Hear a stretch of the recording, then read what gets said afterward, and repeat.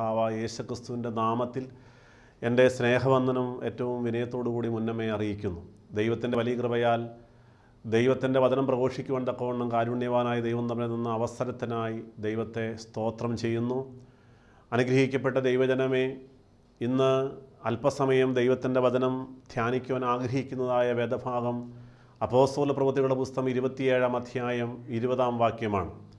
അവിടെ ഇപ്രകാരമാണ് വായിച്ചു കേൾക്കുന്നത്: വളരെ നാളായിട്ട് സൂര്യനെയോ നക്ഷത്രങ്ങളെയോ കാണാതെയും വല്ലാത്ത കൊടുങ്കാറ്റും അടിച്ചും കൊണ്ടിരിക്കുകയാൽ ഞങ്ങൾ രക്ഷപ്പെടാമെന്നുള്ള ആശയൊക്കെയും അറ്റുപോയി. ഏറ്റവും നിരാശാജനകമായ ഒരു വാക്യമാണ് നാം വായിച്ചു കേട്ടത്. പ്രിയപ്പെട്ടവരെ, ഇന്ന് ഇത് ധ്യാനിക്കുമ്പോൾ അത് മറ്റൊന്നിനും വേണ്ടിയല്ല. ഈ വിഷയം തന്നെ ധ്യാനിക്കുമ്പോൾ അതെൻ്റെയും നിങ്ങളുടെയും പ്രായോഗികമായ പച്ചയായ ജീവിത യാഥാർത്ഥ്യങ്ങളുമായി ചേർത്ത് ചിന്തിക്കുവാനും അതിലൂടെ ചില ചിന്തകൾ നമുക്ക് മുന്നോട്ട് കൊണ്ടുപോകുമ്പോൾ ഇന്ന് ഈ സുവിശേഷ പ്രഘോഷണത്തിലൂടെ കർത്താവും രക്ഷകനുമായ യേശുക്രിസ്തു എന്നെ തൊട്ടു എന്നുള്ളതായ ഒരു വലിയ തിരിച്ചറിവുണ്ടാകുവാനും നമ്മുടെ നിരാശ മാറ്റപ്പെടുവാനും നാം ഓരോരുത്തരും അനുഗ്രഹീതരാകുവാനും വേണ്ടിയിട്ടാണ് ഈ ശുശ്രൂഷ ഇന്ന് ക്രമീകരിച്ചിരിക്കുന്നത്. അതുകൊണ്ട് തന്നെ നിങ്ങൾക്കെല്ലാവർക്കും മനസ്സിലാകുന്ന ഭാഷയിലും ശൈലിയിലും ഏറ്റവും ലളിതമായിട്ട് സംസാരിക്കുവാൻ ഞാൻ ആഗ്രഹിക്കുകയാണ്. സഹോദരങ്ങളെ, അപ്പോസ്തല പ്രവൃത്തികളുടെ പുസ്തകം ആര് എഴുതി എന്ന് ബൈബിളിൽ വ്യക്തമായിട്ട് രേഖപ്പെടുത്തിയിട്ടില്ല എങ്കിലും വേദശാസ്ത്ര പണ്ഡിതന്മാർ അഭിപ്രായപ്പെടുന്നത്, സുറിയാനി സഭയുടെ പിതാക്കന്മാരെല്ലാവരും അഭിപ്രായപ്പെടുന്നത് മൂന്നാമത്തെ സുവിശേഷത്തിൻ്റെ രചയിതാവായ വൈദ്യനായ ചരിത്രകാരനായ വിശുദ്ധ ലൂക്കോസ് തന്നെയാണ് അപ്പോസ്തല പ്രവൃത്തികൾ എഴുതിയത് എന്ന് കരുതപ്പെടുന്നു. സഹോദരങ്ങളെ, അവിടെ പല അധ്യായങ്ങളിലും ഞങ്ങൾ എന്ന് രേഖപ്പെടുത്തിയിട്ടുള്ളത് കൊണ്ട് തന്നെ അപ്പോസ്തലന്മാരുടെ പ്രേക്ഷിത പ്രവർത്തനങ്ങളിൽ വിശുദ്ധ ലൂക്കോസ് പങ്കാളിയായിരുന്നു എന്ന് അനുമാനിക്കുന്നു. പ്രിയപ്പെട്ടവരെ, ഇവിടെ അപ്പോസ്തലനായ പൗലോസ്ലീഹായുടെ 4ാമത്തെ പ്രേക്ഷിത യാത്രയെ അല്ലെ കപ്പൽ യാത്രയെക്കുറിച്ചുള്ളതായ വിവരണമാണ് 27-ാം അധ്യായത്തിലുള്ളത്. ഇതിൻ്റെ സന്ദർഭമെല്ലാം പരിശോധിക്കണമെങ്കിൽ 20 മുതൽ 27 വരെയുള്ളതായ അധ്യായങ്ങളെല്ലാം മുഴുവനായിട്ട് വായിക്കുമ്പോഴാണ് നമുക്കിത് മനസ്സിലാകുന്നത്. സമയമുണ്ടെങ്കിൽ നിങ്ങളെല്ലാം അത് വായിച്ചു നോക്കിയാൽ ഒത്തിരി സന്തോഷം നിറഞ്ഞതായ നിമിഷങ്ങളായിരിക്കും.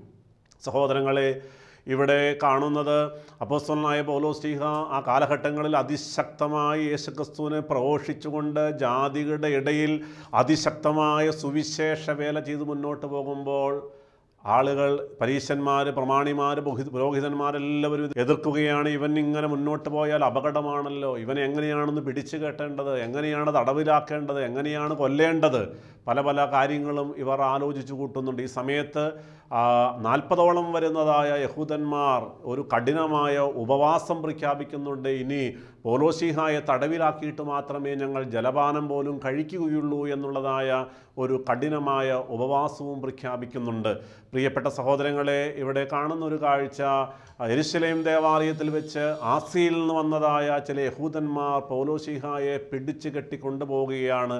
അവനെ അങ്ങനെ വലിയ ആരവങ്ങളോടുകൂടി പിടിച്ചു കൊണ്ടുപോകുമ്പോൾ അവിടെയുള്ളതായ ഒരു സഹസ്രാധിപൻ പടയാളികളുമായി കടന്നു വന്ന് പൗലോസ്ലീഹായെ രക്ഷിച്ചു കൊണ്ടുപോകുന്നുണ്ട്. അതിനുശേഷം ഫെലിക്സ് എന്ന് പറയുന്നതായ ദേശാധിപതിക്ക് കൈമാറുന്നു. പിന്നീട് അനന്യാസ് എന്ന് പറയുന്ന മഹാപുരോഹിതന് കൈമാറുന്നുണ്ട്. പിന്നീട് ഫെസ്തോസ് എന്ന് പറയുന്നതായ ദേശാധിപതിക്കും പൗലോസ്ലീഹായെ കൈമാറുകയാണ്. പ്രിയപ്പെട്ടവരെ, ഇവിടെ ഫെസ്തോസിൻ്റെ അടുക്കൽ വെച്ച് പൗലോസ്ലീഹായെ വിചാരണ ചെയ്യപ്പെടുകയാണ്.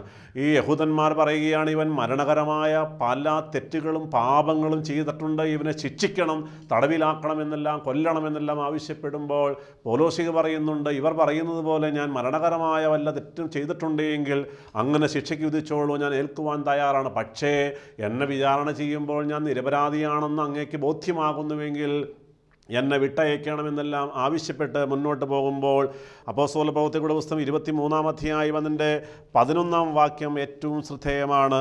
23-ാം അധ്യായം അതിൻ്റെ 11-ാം വാക്യത്തിൽ അവിടെ വായിക്കുന്നത്, രാത്രിയിൽ കർത്താവ് അവൻ്റെ അടുക്കൽ നിന്നു, ധൈര്യമായിരിക്കുക, നീ എന്നെക്കുറിച്ച് യെരുശലേമിൽ സാക്ഷീകരിച്ചതുപോലെ റോമയിലും സാക്ഷീകരിക്കേണ്ടതാകുന്നു എന്ന് അരുളി ചെയ്തു. പ്രിയ ദൈവജനമേ, അവിടെ നമ്മുടെ കർത്താവും രക്ഷകനുമായ യേശുക്രിസ്തു പൗലോസ്ലീഹായ്ക്ക് പ്രത്യക്ഷപ്പെട്ട് പറയുകയാണ്, പൗലോസേ, ധൈര്യമായിരിക്കുക, നീ പേടിക്കേണ്ട ആവശ്യമില്ല, ഞാനാണ് നിൻ്റെ കരത്തിൽ പിടിച്ചിരിക്കുന്നത്. നീ ഇപ്പോൾ എന്നെ യെരുശലേമിൽ പ്രസംഗിച്ചതുപോലെ സാക്ഷീകരിച്ചതുപോലെ നീ റോമയിലും എന്നെ സാക്ഷീകരിക്കേണ്ടതാകുന്നു എന്ന് പറയുകയാണ്. പ്രിയപ്പെട്ടവരെ, അപ്പോൾ അപ്പോസ്തലനായ പൗലോസ്ലീഹായ്ക്ക് മനസ്സിലായി, ഞാനിവിടെ യെരുശലേമിലല്ല ഇനി നിൽക്കേണ്ടത്, ഞാൻ റോമിലേക്കാണ് പോകേണ്ടത്, അവിടെയാണ് ഇനി പ്രസംഗിക്കേണ്ടത്. ദൈവത്തിൻ്റെ കൽപ്പന അതാണ്. ഒട്ടും ശങ്കിക്കുന്നില്ല. അതിനുശേഷം നടത്തപ്പെടുന്ന ഈ വിചാരണയിൽ പൗലോസ്ലീഹ ഫെസ്തോസിനോട് ആവശ്യപ്പെടുകയാണ്, ഞാൻ കൈസരെ അഭയം ചൊല്ലുന്നു. ഞാൻ വാസ്തവത്തിൽ റോമാപൗരനാണ്. എന്നെ ഇനി മേൽവിചാരണ ചെയ്യേണ്ടത് അങ്ങല്ല കേട്ടോ. എന്നെ മേൽവിചാരണ ചെയ്യേണ്ടത് കൈസറാണ്, റോമിലുള്ള കൈസറാണ്, ഇറ്റലിയിലെ റോമിലുള്ള കൈസറാണ് എന്ന് പറഞ്ഞ് കേൾപ്പിക്കുമ്പോൾ അന്നത്തെ രീതി അനുസരിച്ച് കൈസരെ അഭയം ചൊല്ലുന്നു എന്ന് പറഞ്ഞാൽ പ്രിയപ്പെട്ടവരെ പിന്നെ മറ്റൊരു ദേശാധിപതിക്കോ ആർക്കും രാജാവിന് പോലും പിന്നെ വിചാരണ ചെയ്യാൻ പോലും അധികാരമില്ല. അപ്രകാരം പൗലോസ്ലീഹയുടെ അഭ്യർത്ഥന മാനിച്ചുകൊണ്ട് പൗലോസ്ലീഹ നിരപരാധിയാണെന്ന് അറിഞ്ഞിട്ട് പോലും ഫെസ്തോസ് എന്ന് പറയുന്ന ദേശാധിപതി പൗലോസ്ലീഹയുടെ ആഗ്രഹം നിവർത്തിക്കുകയാണ്. യെരുശലേമിൽ നിന്ന് റോമിലേക്ക് കപ്പൽ മാർഗം കൊണ്ടുപോകാനുള്ളതായ ഉത്തരവിടുകയാണ്. സഹോദരങ്ങളെ, പിന്നീട് അഗ്രിപ്പ രാജാവിൻ്റെ അടുക്കലും പൗലോസ്ലീഹ അവിടെ കടന്നു വരുമ്പോൾ അഗ്രിപ്പ രാജാവ് വിചാരണ ചെയ്യുന്നുണ്ട്. അഗ്രിപ്പ രാജാവ് ഫെസ്തോസിനോട് പറയുന്നുണ്ട്, ഇവൻ നിരപരാധിയാണെന്ന് ബോധ്യപ്പെട്ടു, പക്ഷേ ഇവൻ തന്നെ അങ്ങോട്ട് കൊണ്ടുപോകാൻ ആവശ്യപ്പെട്ടില്ലായിരുന്നുവെങ്കിൽ ഇവനെ വിട്ടയക്കാമായിരുന്നു എന്ന് പറയുകയാണ്. സഹോദരങ്ങളെ, ഞാൻ ഈ കാര്യങ്ങളെല്ലാം വളരെ വേഗത്തിൽ അങ്ങ് പറഞ്ഞു പോവുകയാണ്, നിങ്ങൾക്ക് സാഹചര്യം മനസ്സിലാക്കാൻ വേണ്ടി മാത്രമാണ്. പ്രിയപ്പെട്ടവരെ, അങ്ങനെ ഈ പൗലോസ്ലീഹയുടെ അഭ്യർത്ഥന മാനിച്ചുകൊണ്ട് ചങ്ങലയാൽ ബന്ധിക്കപ്പെട്ടവനായ പൗലോസ്ലീഹയെയും മറ്റ് സഹതടവുകാരെയും യെരുശലേമിൽ നിന്ന് റോമിലേക്ക് കൊണ്ടുപോകുന്ന കപ്പൽ യാത്രയെക്കുറിച്ചാണ് നാം ഇപ്പോൾ വായിച്ചു കേട്ടത്. പ്രിയപ്പെട്ടവരെ, അങ്ങനെ മുന്നോട്ട് പോകുമ്പോൾ അവർ ഈ തടവുകാരെ സൂക്ഷിക്കുവാനായിട്ട് യൂലിയോസ് എന്ന് പറയുന്ന ശതാധിപതിനെയും അവിടെ ഏർപ്പാട് ചെയ്യുന്നുണ്ട്.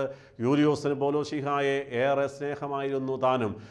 ദൈവജനമേ, അവിടെ അങ്ങനെ കപ്പൽ മുന്നോട്ട് പോകുമ്പോൾ അവർ ഒരു സ്ഥലത്ത് നിന്ന് താമസിക്കുന്നുണ്ട്.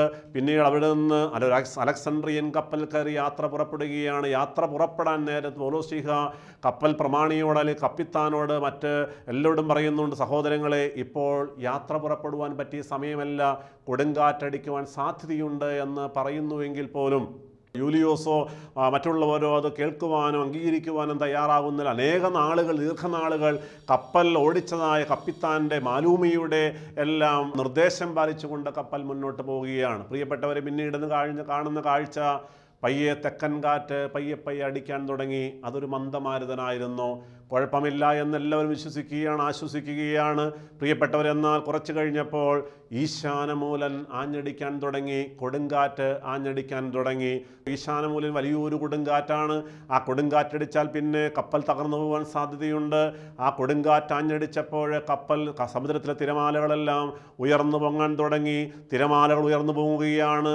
കപ്പലിത ആടിയുലയാൻ തുടങ്ങി. ഇവർ സഞ്ചരിക്കുന്നതായ കപ്പലിത ആടിയുലയാൻ തുടങ്ങി. പ്രിയപ്പെട്ടവരെ, ഈ കപ്പലിലാകെ 276 യാത്രക്കാർ ആണ് ഉണ്ടായിരുന്നത്. എല്ലാവരും പരിഭ്രാന്തരാവുകയാണ്. എന്താണ് ഇനി ചെയ്യേണ്ടത്? ഇതാ പണ്ട് യോനാ പ്രവാചകൻ യാത്ര ചെയ്തപ്പോൾ ഉണ്ടായത് അനുഭവം പോലെ ഇവരും ചിന്തിച്ചു, ഇനി എന്താണ് ഒരു പരിഹാരം?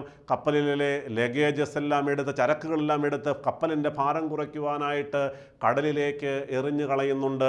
പ്രിയപ്പെട്ടവരെ, മാർഗമൊന്നും അതുകൊണ്ട് പ്രയോജനമുണ്ടാകുന്നില്ല. കൊടുങ്കാറ്റ് ശമിക്കുന്നില്ല. കൊടുങ്കാറ്റ് ഈശാനമൂലൻ അടിച്ചുകൊണ്ടിരിക്കുകയാണ്. കപ്പൽ ആടിയുലയുകയാണ്. പിന്നീട് എന്താണ് പരിഹാരം? ഭക്ഷ്യധാന്യങ്ങളെല്ലാം എടുത്ത് താഴേക്ക് എറിഞ്ഞു കളയുന്നുണ്ട്.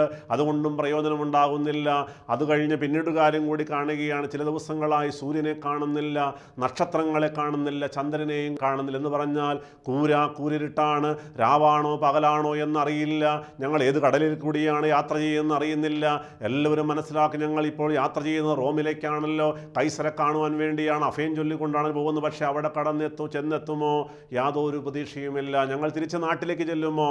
ഞങ്ങളുടെ പ്രിയപ്പെട്ടവരെ കാണാൻ പറ്റുമോ? യാതൊരു പ്രതീക്ഷയുമില്ല. അങ്ങനെ എല്ലാ പ്രതീക്ഷയും അസ്തമിച്ചിരിക്കുന്ന സമയത്ത് അവർ പറയുന്നൊരു കാര്യമാണ്, വളരെ നാളുകളായിട്ട് സൂര്യനെയോ നക്ഷത്രങ്ങളെയോ കാണാതെയും വല്ലാത്ത കൊടുങ്കാറ്റും അടിച്ചും കൊണ്ടിരിക്കുകയാൽ ഞങ്ങൾ രക്ഷപ്പെടാമെന്നുള്ള ആശയൊക്കെയും അറ്റുപോയി എന്ന്. പ്രിയ ദൈവജനമേ, ഏറ്റവും നിരാശാജനകമായൊരു സാഹചര്യമാണ് അവിടെ കടന്നു വന്നിരിക്കുന്നത്. കുറേ നാളുകൾക്ക് മുൻപ് ഒരു സഹോദരി എന്നെ കാണുവാനായിട്ട് കടന്നു വന്നു. പ്രിയപ്പെട്ടവരെ, ഒരു പാവപ്പെട്ട സഹോദരിയാണ്.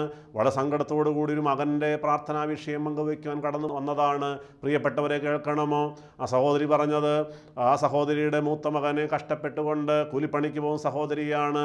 ബാങ്കിൽ നിന്നെല്ലാം ലോൺ എടുത്തുകൊണ്ട് കഷ്ടപ്പെട്ടുകൊണ്ട് ആ കുഞ്ഞിനെ ദൂരേക്ക് നല്ല കോഴ്സിന് പഠിപ്പിക്കാൻ അയച്ചു. നല്ല മിടുമിടുക്കനായ പയ്യനായിരുന്നു. പക്ഷേ പഠിക്കാൻ അയച്ചു കഴിഞ്ഞപ്പോൾ 1-2 മാസം കഴിഞ്ഞപ്പോൾ അവനെ കോളേജിൽ നിന്ന് പിരിച്ചുവിട്ടിരിക്കുകയാണ്. കാരണം ആ കുഞ്ഞ് കഞ്ചാവിന് അടിമയാണ്. ആ കുഞ്ഞ് കഞ്ചാവിന് അടിമയായി മാനസിക രോഗിയായിട്ട് ഇപ്പോൾ വീട്ടിലിരിക്കുകയാണ്. വലിയ ബുദ്ധിമുട്ടിലാണ് എന്ന് ഞാൻ ചോദിച്ചു. വീട്ടിലെ മറ്റവസ്ഥകൾ എന്താണ്? ഇളയ കുഞ്ഞുണ്ട്, 8ാം ക്ലാസ്സിൽ പഠിക്കുകയാണ്, പെൺകുട്ടിയാണ്, വലിയ കുഴപ്പമൊന്നുമില്ല. മറ്റാരാണ് വീട്ടിലുള്ളത്? ഭർത്താവുണ്ടോ? ഭർത്താവുണ്ട്, അച്ഛാ, യാതൊരു ഗുണവുമില്ല. വല്ലപ്പോഴുമൊക്കെ പണിക്ക് പോകും. പക്ഷേ എന്നും വൈകുന്നേരം മുക്കറ്റം മദ്യപിച്ച് വീട്ടിലേക്ക് കടന്നു വരും. എന്നെ അടിക്കാത്തതായ, ചീത്ത വിളിക്കാത്തതായ, തെറി വിളിക്കാത്തതായ ഒരു ദിവസം പോലുമില്ല. ഞങ്ങളുടെ വീട്ടിൽ യാതൊരു സമാധാനവുമില്ല. ഞാൻ ചോദിച്ചു, ഭർത്താവ് പള്ളിയിൽ വരാറുണ്ടോ? അച്ഛാ, ഞങ്ങളുടെ കല്യാണം കഴിഞ്ഞിട്ട് 20-23 വർഷങ്ങളായി. ആ കല്യാണം കഴിഞ്ഞ അന്നാണ് ഏറ്റവും അവസാനമായി എൻ്റെ ഭർത്താവ് പള്ളിയിൽ കടന്നു വന്നത്. ദുഃഖവെള്ളിയാഴ്ച പോലും കടന്നു വരാറില്ല എന്ന് പ്രിയപ്പെട്ട ദൈവജനമേ, സഹോദരി ഇതെല്ലാം പറഞ്ഞ് കണ്ണുനീരോടെ പറയുകയാണ്. അച്ഛാ, എൻ്റെ ഭർത്താവ് അങ്ങനെ പോകുന്നു. ഇതാ മകൻ്റെ കാര്യം എങ്ങനെയായി? ഏറെ പ്രതീക്ഷയോടുകൂടിയാണ് മകനെ ദൂരേക്ക് കോളേജിലേക്ക് പഠിപ്പിക്കാൻ അയച്ചത്. എന്നാൽ ആ കുഞ്ഞ് ഇന്ന് തികഞ്ഞ കഞ്ചാവിനടിമയായിട്ട് വന്നിരിക്കുകയാണ്. മാനസിക രോഗിയായിട്ട് മാറിയിരിക്കുകയാണ്. ബാങ്കിൽ ലോൺ അടയ്ക്കുവാൻ നിവൃത്തിയില്ല. ഞാൻ കൂലിപ്പണിക്ക് പോവാണ്, ഇതാണ് എല്ലാം ചെയ്യുന്നത്. യാതൊരു നിവൃത്തിയില്ല. ഞങ്ങളുടെ കുടുംബജീവിതം ഇപ്പോൾ ആടിയുലയുന്ന കപ്പൽ പോലെ ആയിരിക്കുന്നു.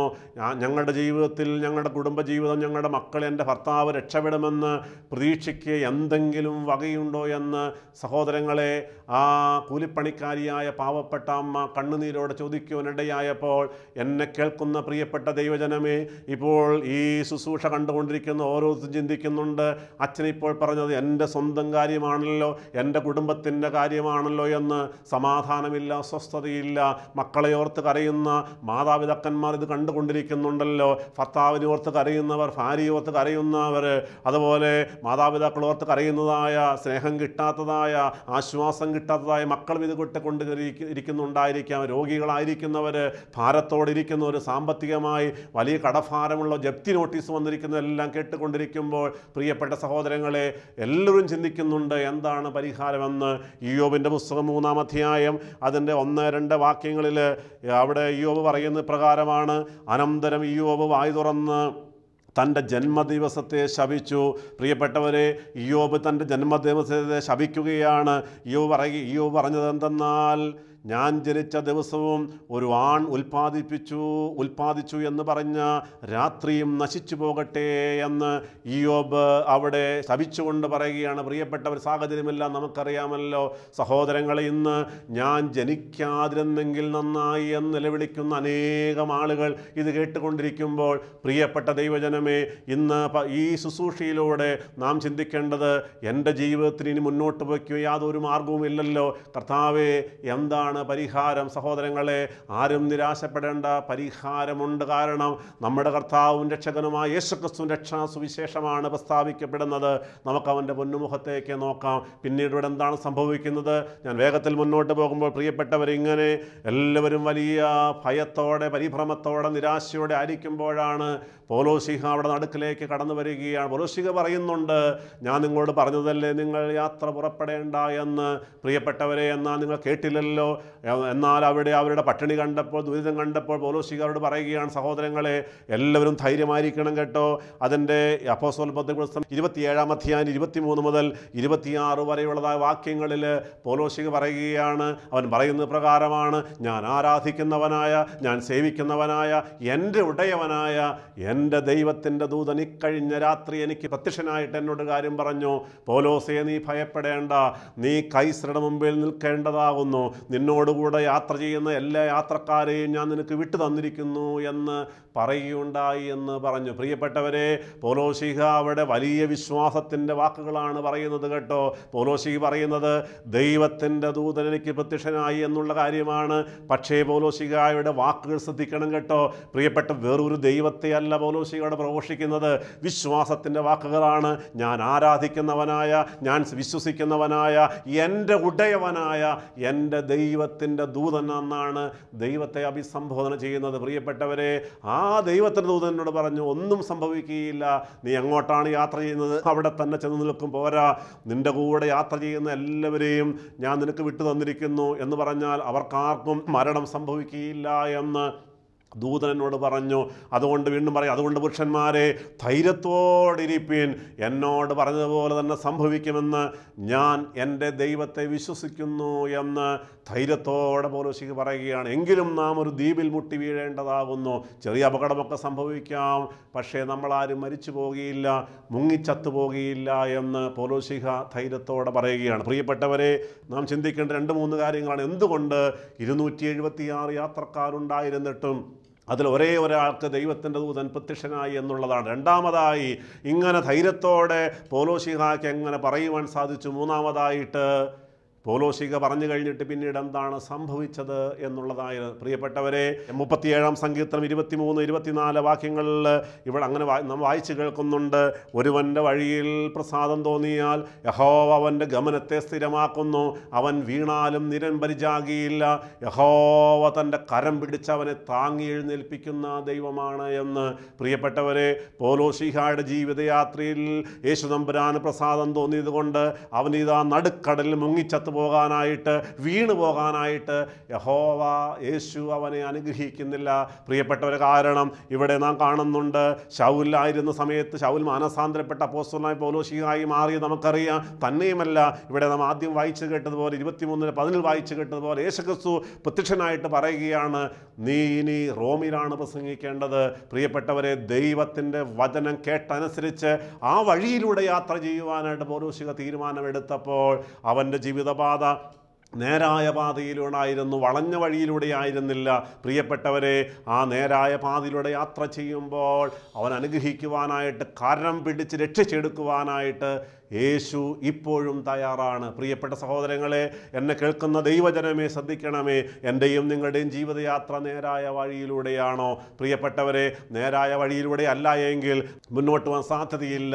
പ്രിയപ്പെട്ടവരെ, കാരണം ഒരുവൻ തൻ്റെ വഴി ചൊവ്വായി തോന്നുമെന്നാൽ അതിൻ്റെ അവസാനമോ മരണവഴികൾ എത്രയെന്ന് സദൃശവാക്യങ്ങൾ 14-ാം അധ്യായം 11-ാം വാക്യം രേഖപ്പെടുത്തി വെച്ചിരിക്കുമ്പോൾ എൻ്റെയും നിങ്ങളുടെയും ജീവിതയാത്ര ദൈവത്തോട് ആലോചന ചോദിച്ചുകൊണ്ട് അവൻ്റെ പാതയിലൂടെയാണ് എങ്കിൽ പേടിക്കേണ്ട കാര്യമില്ല. നാം ഒന്ന് വീണുപോയാലും, നമ്മുടെ കുടുംബം ഒന്ന് പയ്യെ തകർന്നു പോയാലും, പ്രിയപ്പെട്ടവരെ, നമ്മുടെ കരം നീട്ടി രക്ഷിക്കെടുക്കുവാൻ, നമ്മുടെ കുടുംബത്തെ അനുഗ്രഹിക്കുവാൻ യേശു തയ്യാറാണ്. മറന്നു പോകല്ലേ പ്രിയപ്പെട്ട ദൈവജനമേ.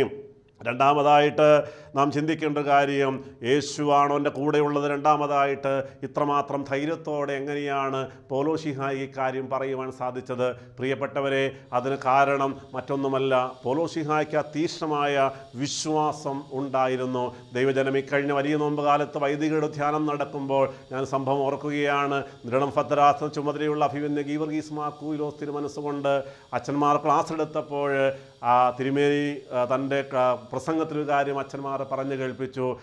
തിരുമേനി പറഞ്ഞ ഇപ്രകാരമാണ്: പ്രിയപ്പെട്ട അച്ഛന്മാരെ, ഞാൻ ഈ സംഭവം മുൻപ് പുത്തൻകുരിശ് കൺവെൻഷൻ ഉൾപ്പെടെ പല കൺവെൻഷനുകളും പറഞ്ഞിട്ടുണ്ട്. പക്ഷേ പറഞ്ഞ് എൻ്റെ കൊതി മാറാത്തത് കൊണ്ടാണ് ഞാൻ ഈ വിഷയം, ഈ സംഭവം നിങ്ങളോട് ഞാൻ വീണ്ടും പറയുന്നത്. തിരുമേനി പറഞ്ഞു, പരിശുദ്ധ യാക്കോബായ സുറിയാനി സഭയുടെ കീഴിലുള്ളതായ സുവിശേഷ പ്രസ്ഥാനമായ, മിഷണറി പ്രസ്ഥാനമായ സെൻറ്റ് പോൾസ് മിഷൻ ഓഫ് ഇന്ത്യയുടെ ആന്ധ്രാപ്രദേശിലുള്ളതായ ചിറ്റൂരിലുള്ളതായ മിഷൻ ഫീൽഡിൽ തിരുമേനി കടന്നു പോയപ്പോൾ ദൈവകൃപയാൽ ഞാനും അവിടെ പല പ്രാവശ്യം കടന്നു പോയിട്ട് ദൈവത്തെ സ്തുതിക്കുകയാണ്. അവിടുത്തെ മിഷണറിയായ പ്രിയപ്പെട്ട ബേബി വർഗീസ് തിരുമേനിയോട് പറഞ്ഞു, തിരുമേനി, നമുക്ക് ഒരു വീട്ടിലൊന്ന് പ്രാർത്ഥിക്കാൻ പോയാലോ? അങ്ങനെ രോഗിയുടെ വീട്ടിൽ പ്രാർത്ഥിക്കാൻ പോയി തിരിച്ചു വരുമ്പോൾ ഈ മിഷണറി പറഞ്ഞു, തിരുമേനി, നമ്മുടെ ചാപ്പലിൽ വല്ലപ്പോഴും ഒക്കെ അല്ലേ വിശുദ്ധ കുർബാനയുള്ളൂ. അങ്ങനെ കുർബാന നടക്കപ്പെടുമ്പോൾ ഒരു പാവപ്പെട്ട അമ്മച്ചി സുഖമില്ലാതിരിക്കുകയാണ്, 80-85 വയസ്സുണ്ട്. ആ അമ്മച്ചിയെ ഞങ്ങൾ വണ്ടിയിൽ ഒന്ന് കൊണ്ടുവരാറുണ്ട്. ഒന്ന് അത്രയിടം വരെ പോയിട്ട് ആ അമ്മച്ചി ഒന്ന് കൊണ്ടുവന്നാലോ വണ്ടിയിൽ? കുഴപ്പമില്ല. അങ്ങനെ ആ ഒരു കുടിലിന് മുമ്പിൽ വണ്ടി നിർത്തി. തിരുമേനി പറഞ്ഞു, ആ മിഷണറിയും പെട്ടെന്ന് ഇറങ്ങിച്ചെന്ന് അവിടെ ഉണ്ടായിരുന്നൊരു മനുഷ്യനും കൂടി ഒരു 80-85 വയസ്സുള്ള പാവപ്പെട്ട അമ്മച്ചിയെ പയ്യെ എടുത്തുകൊണ്ടൊന്ന് വണ്ടിയിൽ കയറ്റിയിരുത്തി. അങ്ങനെ വണ്ടി മുന്നോട്ട് പോവുകയാണ്. വണ്ടി ഒരു 5 മിനിറ്റ് ദൂരം മുന്നോട്ട് പോയപ്പോഴുണ്ട് അമ്മച്ചി തെലുങ്ക് ഭാഷയിൽ ഈ മിഷണറിയുടെ ചെവിയിൽ എന്തോ പറഞ്ഞു. മിഷണറിയുടെ മുഖം മ്ലാനമായി. തിരുമേനി ചോദിച്ചു, എന്താണ് അമ്മച്ചി പറഞ്ഞത്? അദ്ദേഹം പറഞ്ഞു, തിരുമേനി, വണ്ടി വീണ്ടും തിരിച്ചു പോകണമെന്നുള്ളതാണ്. അപ്പോൾ എന്തെങ്കിലും അസ്വസ്ഥതയാകുമോ ആയിട്ടായിരിക്കുമെന്ന് ചിന്തിച്ചുകൊണ്ട് കുഴപ്പമില്ല എന്ന് പറയുകയാണ്. പ്രിയപ്പെട്ട, തിരിച്ച് വണ്ടി അവിടെ ചെന്ന് നിർത്തിയപ്പോഴുണ്ട് കൂടെ വന്ന മനുഷ്യനെ ഓടിച്ചെന്ന് ആ വീടിൻ്റെ അകത്ത് ഇരുന്നു കൊണ്ട് ഉണ്ടായിരുന്നൊരു ബൈബിൾ എടുത്തുകൊണ്ട് അമ്മച്ചിയെ ഏൽപ്പിക്കുകയാണ്. പിടിക്കുകയാണ്, അമ്മച്ചിയെ മാറോട് ചേർത്തണയ്ക്കുകയാണ്. കാരണം അമ്മച്ചി ആ ബൈബിൾ എടുക്കാൻ മറന്നുപോയിരുന്നു. വീണ്ടും ആ വണ്ടി മുന്നോട്ട് പോയി. തിരുമേനി പറഞ്ഞ അച്ഛന്മാരെ വിശുദ്ധ കുർബാന അർപ്പിക്കുന്ന സമയത്ത് ഞാൻ പടിഞ്ഞാറ് നോക്കുമ്പോഴുണ്ട് ആ അമ്മച്ചി കസേരയിലിരിക്കുകയാണ്. പക്ഷേ അമ്മച്ചി ബൈബിൾ മാറോട് ചേർത്ത് അണച്ച് പിടിച്ചുകൊണ്ടിരിക്കുന്നു. വിശുദ്ധ കുർബാന കൊടുക്കാൻ ചെന്നപ്പോഴും അമ്മച്ചി ബൈബിൾ മാറോട് അണച്ച് പിടിച്ചുകൊണ്ടിരിക്കുകയായിരുന്നു. തിരുമേനി പറഞ്ഞു, അച്ഛന്മാരെ, ആ പാവപ്പെട്ട അമ്മച്ചി പാരമ്പര്യമായി സഭയിൽ ജനിച്ചു വീണ ഒരു അമ്മച്ചിയല്ല, മറിച്ച് ഈ കഴിഞ്ഞ 2 വർഷങ്ങൾക്ക് മുമ്പ് വരെ ഇതാ മറ്റനേക ദൈവങ്ങളെ ആരാധിച്ചു വന്നതായ അമ്മച്ചിക്ക് ആ മിഷണറിമാരുടെ ജീവിതം കണ്ടുകൊണ്ട് യേശുക്രിസ്തുവിനെ സ്വീകരിക്കാൻ ഇടയായപ്പോൾ ആ അമ്മച്ചിക്ക് ആ വചനം താഴേക്കുവാനായിട്ട് സാധിക്കുന്നില്ല, വചനം വിട്ടുകളയാൻ സാധിക്കുന്നില്ല, യേശുവിനെ വിട്ടുകളയാനായിട്ട് സാധിക്കുന്നില്ല. പ്രിയപ്പെട്ട സഹോദരങ്ങളെ, 34-ാം സങ്കീർത്തനം 7-ാം വാക്യം പറയുന്നു, യഹോവ നല്ലവനെന്ന് രുചിച്ചറിവിൻ, അവനെ ശരണം പ്രാപിക്കുന്ന മനുഷ്യൻ ഭാഗ്യവാൻ. പ്രിയപ്പെട്ടവരെ, നമ്മുടെ ജീവിതത്തിൽ ഇത്രയും കാലമായിട്ടും യേശു നല്ലവനാണെന്ന്, അവൻ വല്ലഭനാണെന്ന്, എനിക്കെല്ലാമെല്ലാമാണെന്ന് തിരിച്ചറിയുവാനായിട്ടല്ല, രുചിച്ചറിയുവാനായിട്ട് നമുക്ക് സാധിച്ചിട്ടുണ്ടോ? പ്രിയപ്പെട്ടവർ, സാധിക്കണം. അപ്പോസ്തലനായ പൗലോസിക്ക് അത് സാധിച്ചിരുന്നു. പിന്നീട് നാം കാണുന്നത്, പ്രിയപ്പെട്ടവരെ, കപ്പൽ മുന്നോട്ട് പോവുകയാണ്. ഒരു ദ്വീപിൽ മുട്ടി നിൽക്കുന്നുണ്ട്. ചില പടയാളികൾ ഈ തടവുകാരെ കൊല്ലുവാൻ പദ്ധതിയിടുന്നുണ്ട്. പക്ഷേ യൂലിയോസിനോട് പൗലോസിയുടെ സ്നേഹമുണ്ടായിരുന്നുകൊണ്ട് ആരെയും കൊല്ലുവാനായിട്ട് യൂലിയോസ് സമ്മതിക്കുന്നില്ല. പ്രിയപ്പെട്ടവർ, എല്ലാവരും കടലിൽ ചാടിയിട്ട് 27-ാം അധ്യായം 44-ാം വാക്യം പറയുകയാണ്, എല്ലാവരും നീന്തി കയറി രക്ഷപ്പെട്ട് മെലീത്ത ദ്വീപിലേക്ക് അല്ലെങ്കിൽ മാൾട്ടാ ദ്വീപിലേക്ക് ചെന്ന് രക്ഷപ്പെട്ടു എന്ന് അവിടെ വായിച്ച് കേൾക്കുകയാണ്. പ്രിയപ്പെട്ടവരെ, പൗലോസിക പറഞ്ഞതായ പ്രവചനം നിറവേറുകയാണ്. പൗലോസിക പറഞ്ഞതുപോലെ തന്നെ സംഭവിക്കുകയാണ്. പ്രിയപ്പെട്ടവരെ, ചേർത്ത് ഒരു കാര്യം കൂടി പറഞ്ഞ് അവസാനിപ്പിക്കട്ടെ.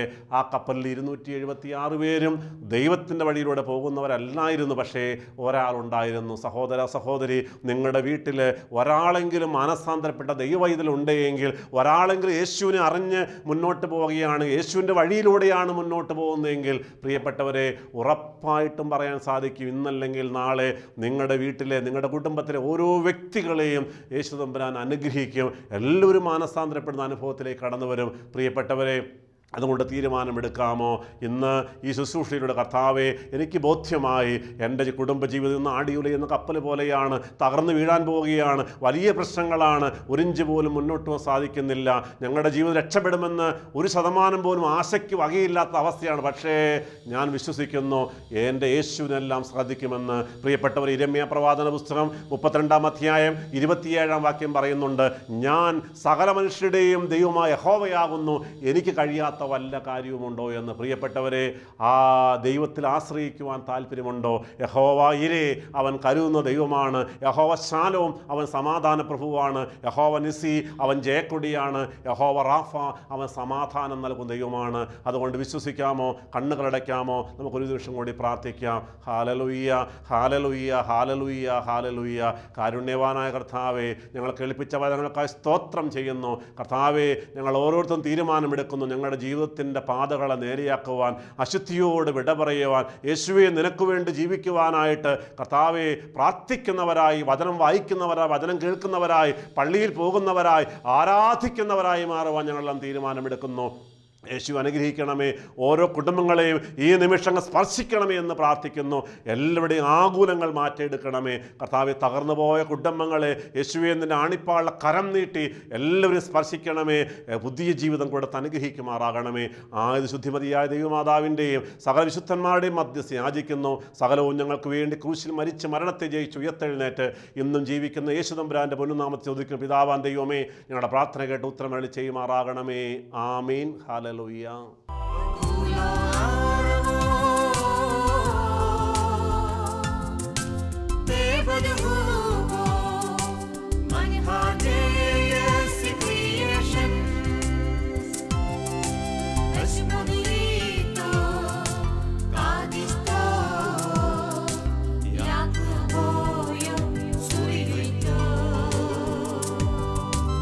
Everybody